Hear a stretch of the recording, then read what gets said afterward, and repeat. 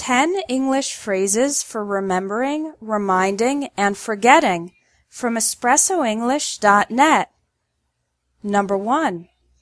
I remember. There are a number of ways to use I remember. I remember plus ing form of the verb. I remember spending every summer at camp when I was a child. I remember plus person or thing. I remember him. We met at a conference last year.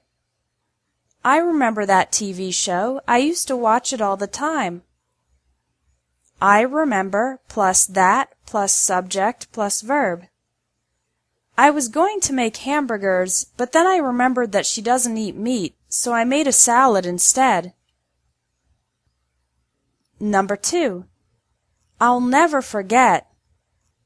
I'll always remember. Use these phrases for people, things, or experiences that were so strong that they will never leave your memory. Number 3. If I remember correctly, as far as I can recall.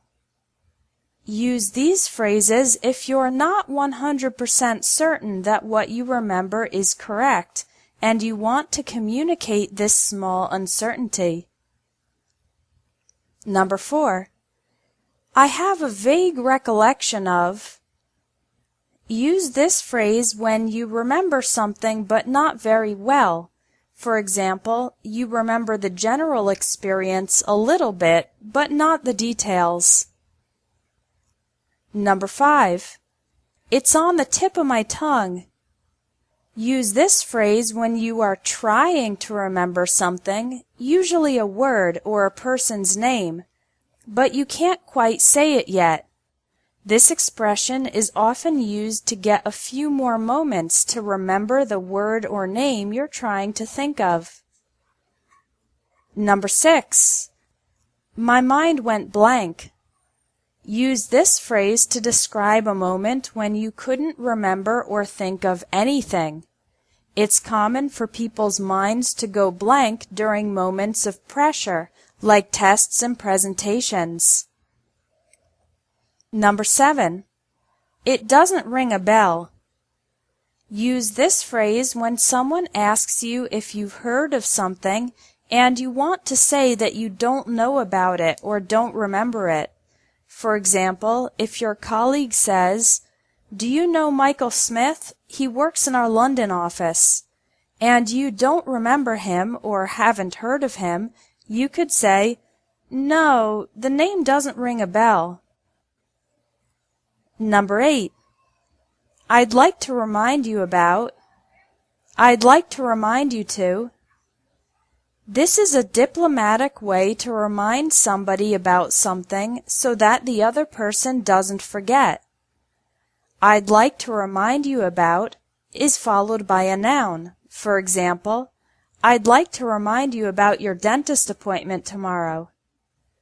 I'd like to remind you to is followed by a verb. For example, I'd like to remind you to send me the information by Friday. Number 9.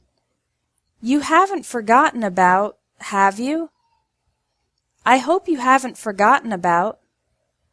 Use these phrases to check if someone has remembered or forgotten about something. Again, use about with nouns and to with verbs.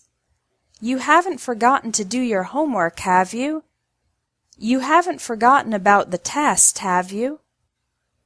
I hope you haven't forgotten to pay the bill. I hope you haven't forgotten about our meeting this afternoon. Number 10. It completely slipped my mind. Use this phrase after you completely forgot to do something. You didn't remember or think of it at all. I hope you haven't forgotten to pay the bill. Oh no, it completely slipped my mind. I'll pay it first thing tomorrow morning. Thanks for watching English Tips from Espresso English.